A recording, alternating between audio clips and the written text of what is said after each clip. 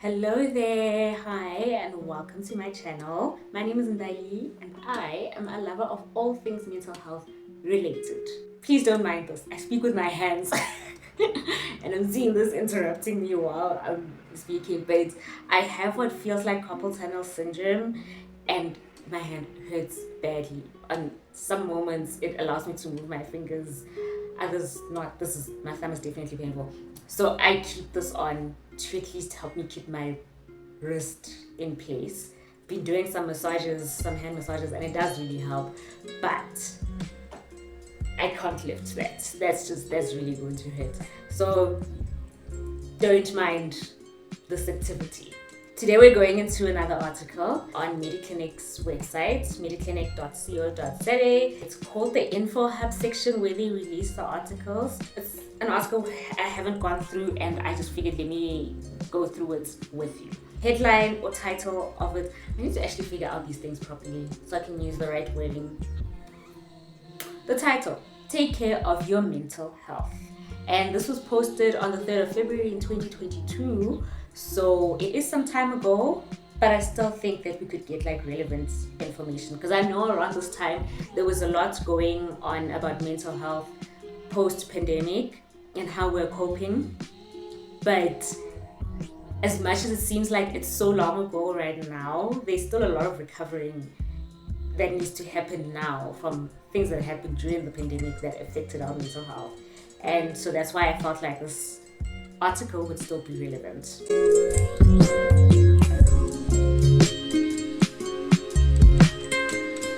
So it says, I actually don't even know who wrote it.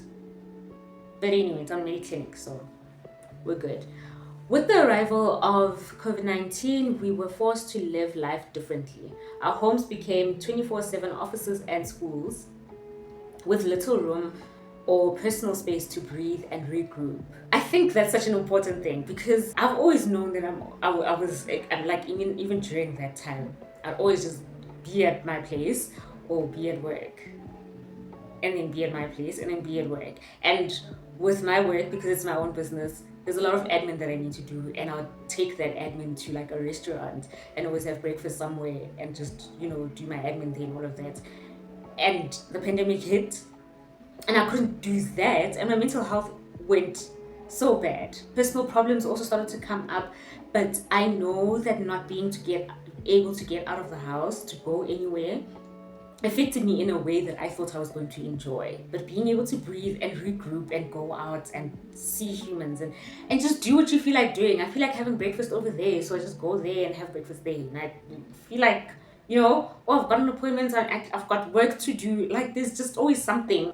This time made me be like, oh, I don't like being indoors as much as I thought I did. I just like being in control of the fact that I want to be indoors now and be indoors. These blurred boundaries added additional stress to an already unusual set of circumstances and exacerbated any feelings of anxiety and fears for the future. I completely relate with this because of how 2020 was such a big year for so many of us. Because it's 2020, it's just like so many new beginnings. And I remember at the end of 2019, we just did a vision board workshop, and it was like #Vision 2020. So we were doing a vision board, creating vision boards with the idea that we're going to be working on these plans in the year 2020, only for just about none of them to come together because the only thing that mattered that year was to stay alive. So yeah, it did bring a whole lot of uncertainty and fears for the future. Dr. Priscilla Reddy of the Human Sciences Research Council says the pandemic has played a significant role in the fact that people are increasingly being diagnosed with depression.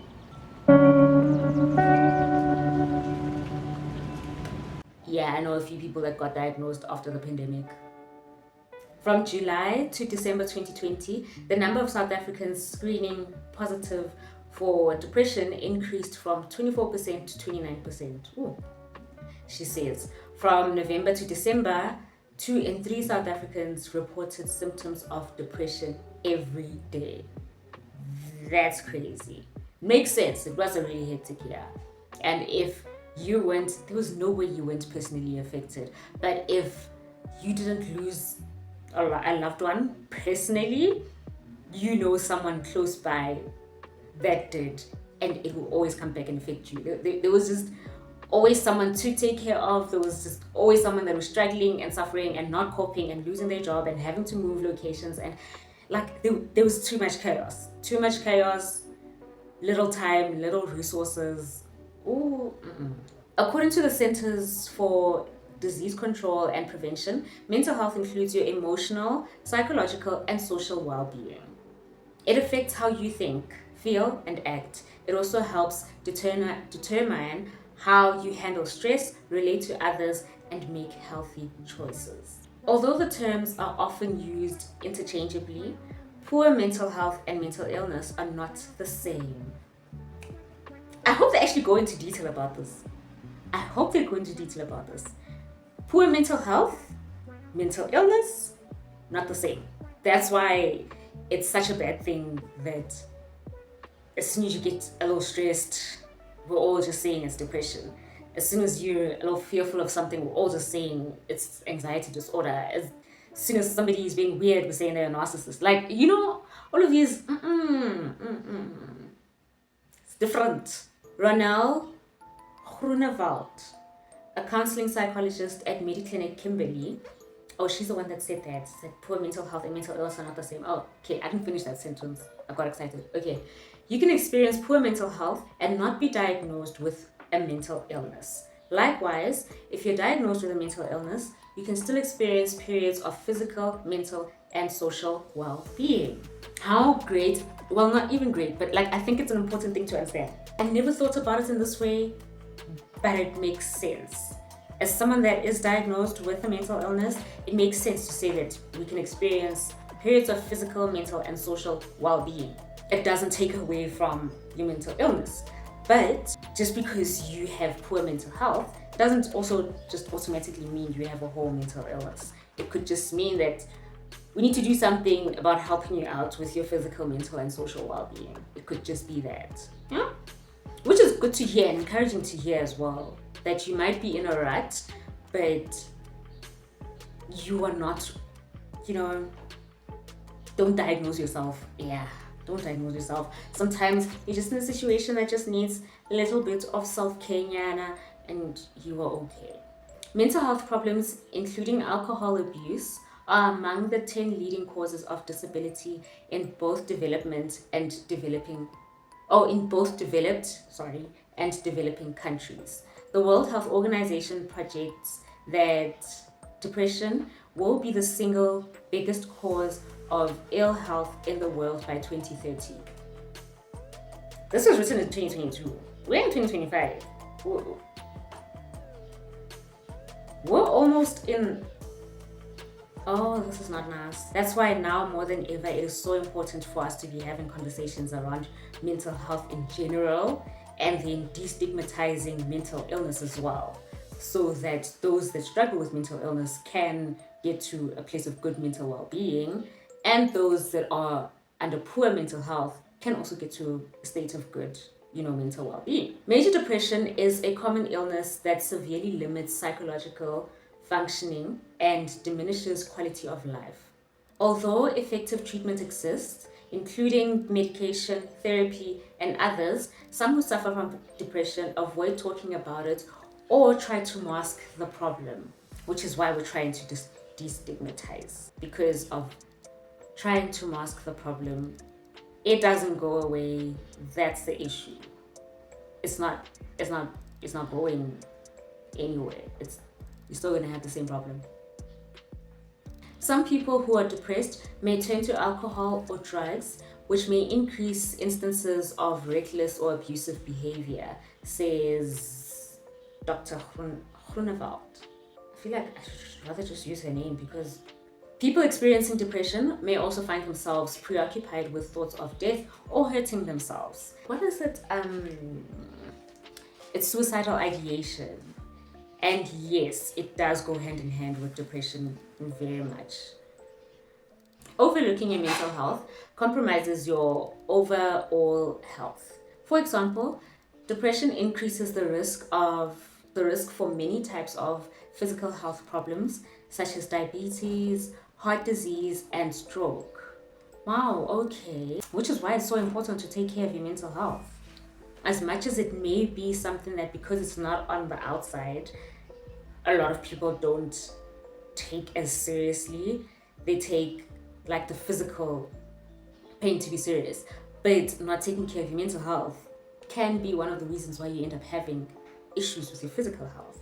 Similarly, the presence of chronic conditions can increase the risk of mental illness. Yes. I don't know if we spoke about this in another video. Oh no, I think I was reading about it when I was reading on eczema, the skin condition, and what causes flare-ups in that with eczema. And one of the things that I found online was that being depressed can cause a flare-up in your eczema and your skin condition. But the other issue is that just having the skin condition can be the reason why you end up having depression. So either way can, which is, it makes sense why it would pour into many other diseases as well. For example, it's common to feel sad or discouraged after having a heart attack, receiving cancer diagnosis, or when trying to manage a chronic condition such as pain. Chronic pain is another heavy one, which for me makes total sense why it can lead into feeling depressed. Because being in pain constantly makes it difficult for you to do much. And it makes sense how that can lead into being depressed. You may feel compromised by what you're no longer able to do, such as exercising or gardening, which is very therapeutic, both of them, or feel stressed about an upcoming operation or concerned about ongoing discomfort. This can lead to depression, says Ronell. Oh man. Temporary feelings of sadness, hopelessness, and frustration are normal. But if these symptoms last longer than a couple of weeks, you may have depression. I think this article is going to dive into like the symptoms and stuff, which will be really helpful. This is a whole body illness involving your body, mood, and thoughts. Yes. It affects the way you eat, sleep, feel about yourself, and think about things, says Ronell. People with depression can't merely pull themselves together and get better. Without treatment, symptoms can last for weeks, months, or years. Appropriate treatment, however, can help, which makes it important to ask for help so that you can figure out if you do need long-term treatment or you just need regulating your mental health into a better space. Symptoms of depression: persistent sad or emptiness, an empty mood, loss of interest or pleasure in hobbies and activities you once enjoyed, feelings of hopelessness and pessimism. Oh yeah. I'm like a really optimistic person. And sometimes that also becomes a problem. Too much of anything, a problem.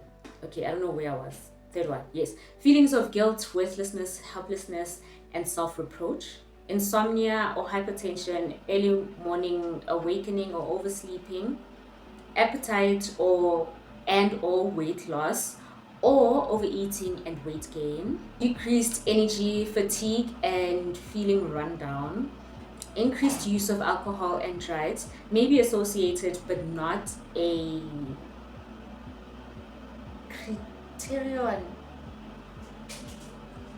criterion for diagnosis. But I guess it means like not like an actual criteria. I know criteria. Not criterion. Thoughts of death or suicide attempts, restlessness, irritability, hostility, difficulty concentrating, remembering, and making decisions, persistent physical symptoms that don't respond to treatment, such as headaches, digestive disorders, or chronic pain, deterioration of social relationships. I hope we got all those.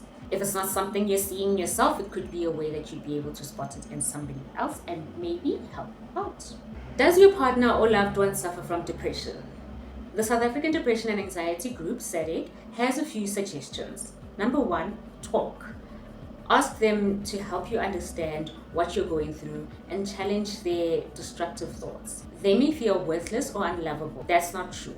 And you can help them realize this by reminding them why you love them. And this is us having conversations with other people that we care about, right? Your partner or loved one who is suffering from depression. Number 2, connect.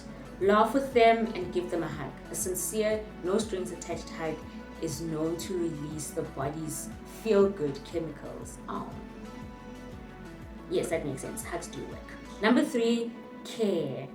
Many people with depression feel overwhelmed.